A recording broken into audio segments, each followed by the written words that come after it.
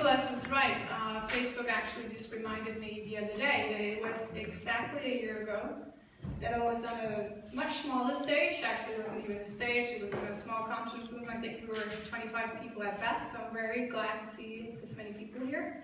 And it asked me whether I wanted to share that I won that award. And I don't normally use my own Facebook account for FSC related stuff, but that award just made me so proud that I had to share it. I had to share the recognition that we were given for all of our hard work. By that time, we had worked for 10 years on getting public guidance on the procurement of wood and paper. That was very hard work. I can't even count the amount of train rides I had to Copenhagen from where I live at the other end of Denmark to try and convince the politicians and the people behind them about the importance of having good guidance in place for the public procurers to follow. We had also been working for just as many years, 10 years as well, for the government to be obligated to follow its own guidance because it was only voluntary. And then last year, it actually happened. The government was mandated to follow its own guidance. So since those two things, which we've been working on for so many years, took us so many years, you might think, well, what could then possibly have happened within the short time span of just 1 year? And actually, a lot has happened this past year. It seems like things are really picking up speed by now. Last year, as I was going to receive the award, I was on a train in the morning and I was actually spending my time writing a counter-proposal because things were looking pretty grim. The EU directive was being transformed into national legislation at the time, and we were looking to have a national legislation which was actually working against equal label, which was working against green procurement. So all of us environmental organizations and labeling schemes were teaming up and writing counter proposals to the politicians with alternative wording. And just last minute, actually, just 2 days before the legislation got getting passed, like a work of magic, we actually succeeded in having the wording changed. So now, for the first time ever, we actually have legislation in Denmark that's working with us and not against us. And the result is already becoming very clear. We're seeing green procurement everywhere. In almost all of the tenders that I come across, they now have green requirements. And this we of course can thank the good people in our many purchasing departments for. Their will in Denmark to go green is unprecedented. And as soon as they have just a little support, they're really eager to try it out. And that's just Denmark, that's just what's happened in Denmark the past year. If we zoom out a bit, I see Norway picking up green procurement at the speed of light. And I know that there's quite a few Norwegians in the crowd today. I've also heard a bit of mumbling about it's not being clear enough what it is that the government and politicians want, the requirements are not being made clear enough, there's too many things in the definitions, that's not well defined yet. And let me tell you this, I envy you. You have currently a political will on a national and on a local level that we just don't have in Denmark. And the things I've seen happening in Norway just this past year is stuff that would take us 4 or 5 years to get to in Denmark. So please treasure what you have there. And I think as well that if we don't take care in Denmark, Norway will just zoom straight past us and grab the title of being the greenest procurer in our region. Then if we go to Sweden, I also see a lot of positive progress. We're seeing many more tenders that include green requirements. I know that the legislation is not yet in place. I hear that it's perhaps coming soon. But we're really seeing that there are more requirements, especially in paper. We're seeing a lot more. And there they have one thing that we could learn from in Denmark. They actually differentiate between labels. So they differentiate between FSC and our competitor, PDFC. And if you don't know a lot about it, I won't go into detail, but that's something that we in Denmark say, hooray, for we want that here as well. And I know that the development is done in Sweden is really helped along by the new criteria in Swan and in Craft. We're really pushing towards more public green procurement. So as I said, I'm happy, I'm proud, we're really going in the right direction. But that doesn't mean we can't do better, right? So right now, we're standing here and we're looking towards the next frontier. And for us, in FSC Denmark, the next frontier is, why don't we take all of that goodwill out there and actually turn it into green trade? Because one thing is having stuff in the contracts, but does it actually end up in green trade? I want to tell you a story. Just before my summer holidays, I went, as I often do, to a company in the middle of Jutland. This company was producing stuff. They have been supplying municipalities in Denmark for a number of years, and I sat across, as I often do as well, from a senior man in a gray suit, gray hair. He didn't really believe in sustainability. That happens a lot. He didn't believe in global warming. He didn't really believe in the need for them to do anything different than they always done. I invited myself there because I was curious how they, without being FSC certified or certified to any other scheme, could hold such big contracts for the government or for the municipalities. And he told me this, and I quote him here, of course I translated it, but he says, it doesn't matter what it says in the contract. It doesn't matter whether it says sustainable or not. They don't check anyway. And we don't bother because it costs us 20% more to get sustainable products, and it's much harder. In fact, he was wrong on both of those things, but that's a different story.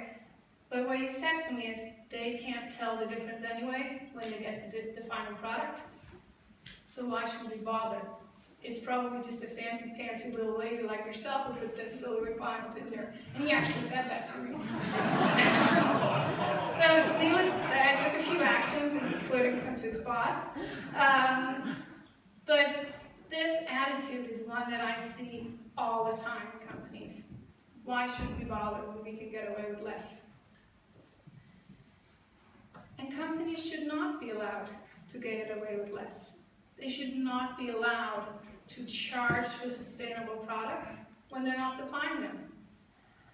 They should not be allowed to snatch business from underneath the nose of the companies who's actually doing the right thing. They should not be allowed to cheat all the public procurers in this room who think that they're doing a good job, to cheat them because there's no impact on the ground. And there's only one way that we can address that problem, and we've heard it a couple of times today already.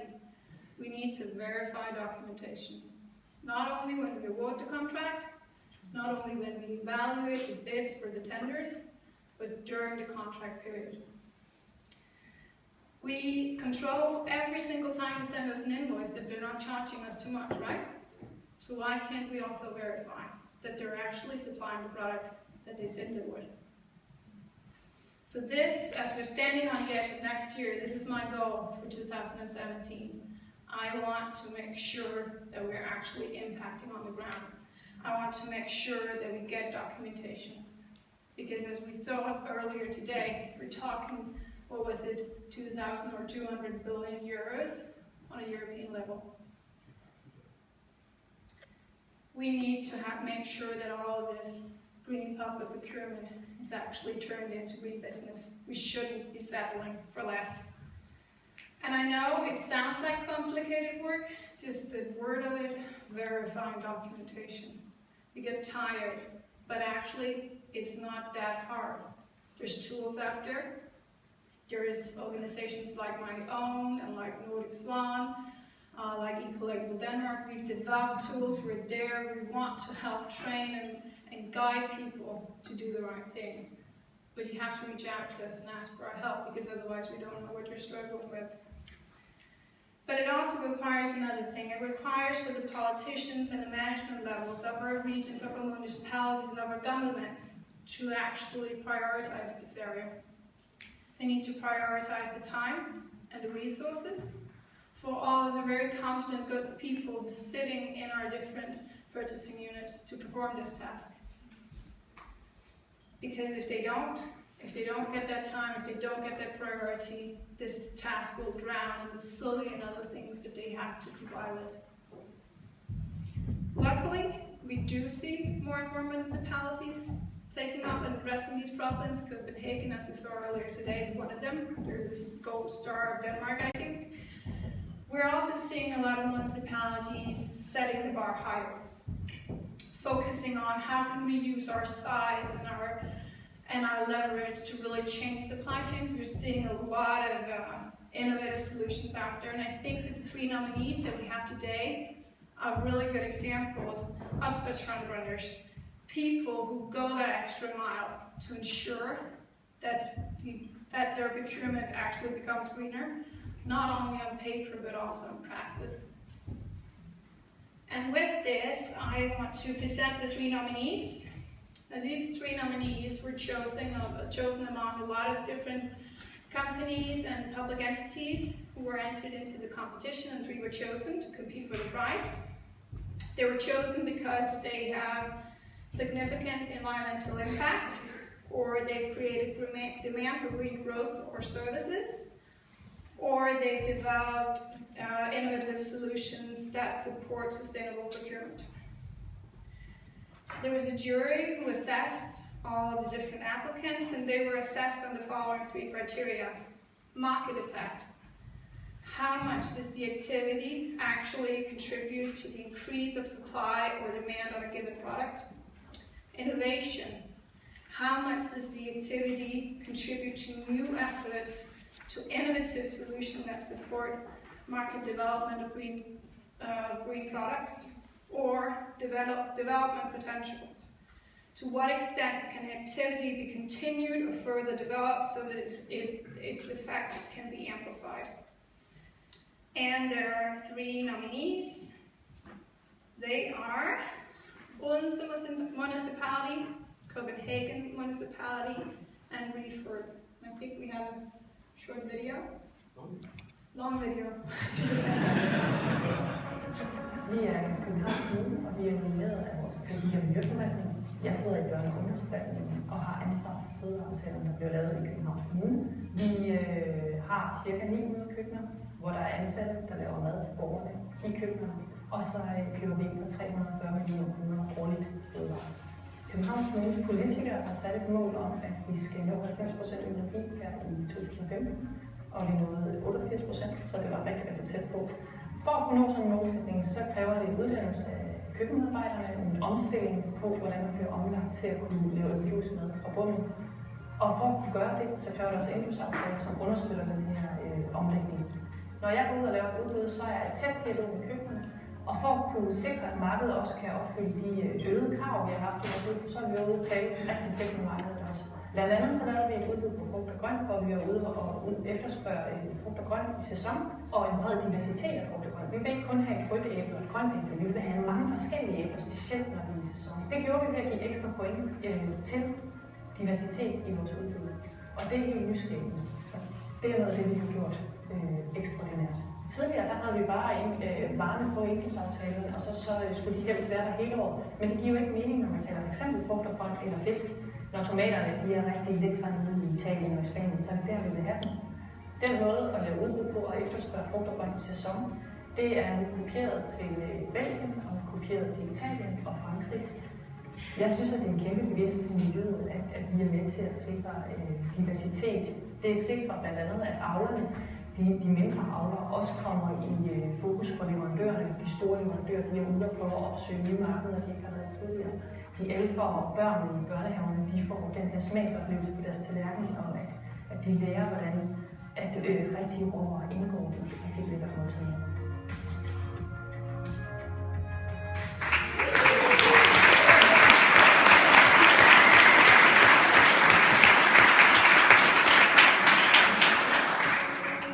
I Danmark har vi en forståelse af genbrug som værende genanvendelse. At det er noget, vi kan smelte om og gøre til noget, vi kan bruge igen. Medmindre det er noget, der går på en god vis eller en genbutik. Og der har vi virkelig lært, at genbrug har en værdi.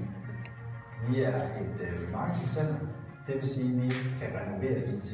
Vi opkøber IT fra virksomheder, kommuner og andre, som har IT-lag står i ubrugt position eller er afskrevet på en eller anden måde. Så renoverer vi det og gør det salgbart, og så sælger vi det igen til virksomheder, kommuner, offentlige institutioner og til private. Vores produkt nulstiller i princippet CO2-udledning. Så ved at genbruge så meget som det er muligt, så minimerer vi behov for ny produktion, og det betyder, at vi kan nulstille CO2-omkostningen ved produktion.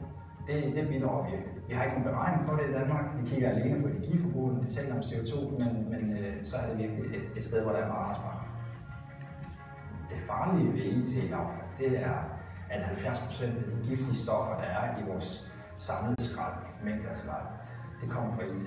Sidste år, 2015, der sparede vi miljøet for 3500 tons CO2 i ren produktion. Derudover så sparede vi vores kunder for mellem 30 og 50 millioner direkte på bundlinjen i besparelse på deres IT-indkøb. Vi vil gerne have et Danmark, som forstår, at genbrug egentlig bare er at køre noget videre, mere end det er at genanvende, altså at smelte om til ny produktion. Det vi går efter, det er at levere et højkvalitetsprodukt, og det er indkøb. Det er på virksomheder og kommuner, at vores største handel ligger. Vi vil rigtig gerne have, at det offentlige Danmark forstår bidrag. Det allerbedste vil jo selvsagt være at producere mindre. Og det tror vi på, at vi kan udbrede endnu mere.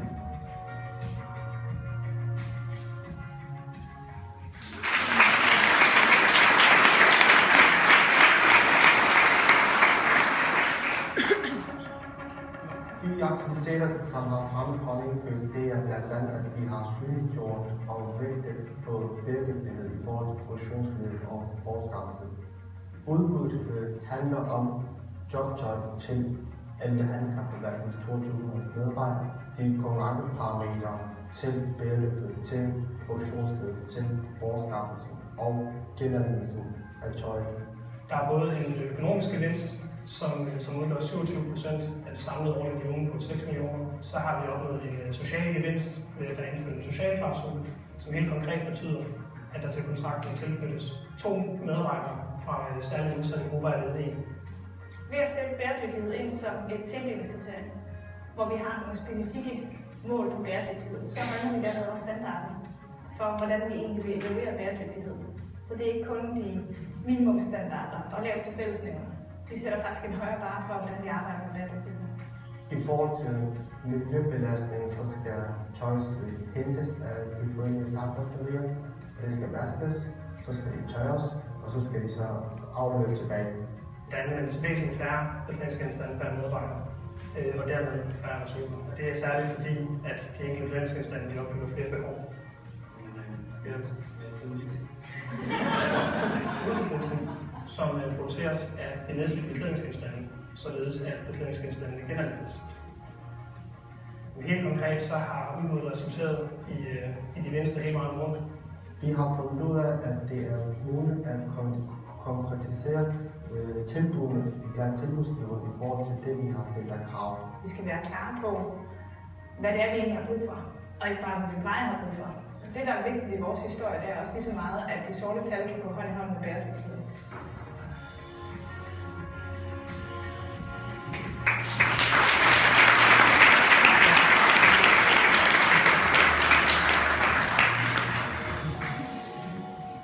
Okay. Okay. Oh, So, suspense. the winner's in there. The winners in here. The winners were found. All 3 nominees were placed on a website, and people were invited to vote for whoever they thought should win. And I am now going to be able to reveal who won, who got the most votes, and the winner is Reefer.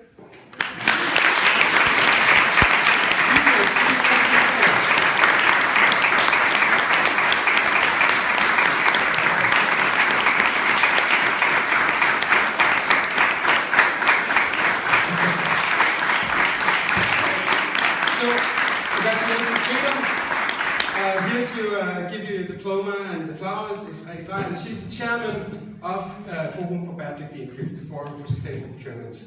And Peter, would you like to say a few words? Are you too much in shock? Or can you? I'm totally shocked. Thank you so much. This is a great honor for us. as a private stakeholder in all this, what we've seen so far is that it's a lot of talk and just a little bit of doing. All what's about green procurement and green growth. But this is a recognition that we're really, really happy about. So if someone needs to use the computer,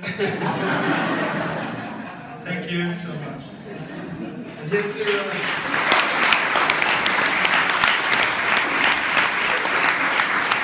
So the reason why Refurb was chosen as a nominee, I would like to explain to you. Yes. So Refurb was appointed by the jury for their considerable effort to promote green solutions for public procurers. Refurb has made it possible for procurers to minimize the environmental resource consumption through purchase of used computers and IT equipment that has been refurbished. Refurb contributes to the field of green public procurement by taking back used electronics, offering a longer lifetime for each product, and hence reducing the negative impact for the environment. Refurb is taking an important step forward towards circular solutions and therefore enables the procurers to make circular choice. And on top of that, your business is a great success. You're expanding your company and being the living picture of the theme of this conference, green growth through procurement. Therefore, on behalf of the voters and the jury, I'm happy to announce, but you already know this. You're the winner! Yeah! Congratulations!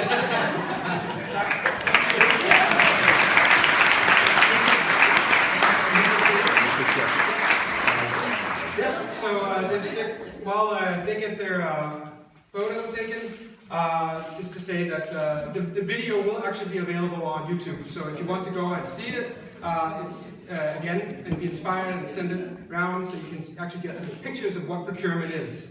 Then it's available. And also, as I mentioned earlier, the whole presentation will also be available to you afterwards. Thank you. Thank you. Yes, great. Short break. Perfect on time. So short break. Take 10 minutes. Have some coffee, and I'll see you.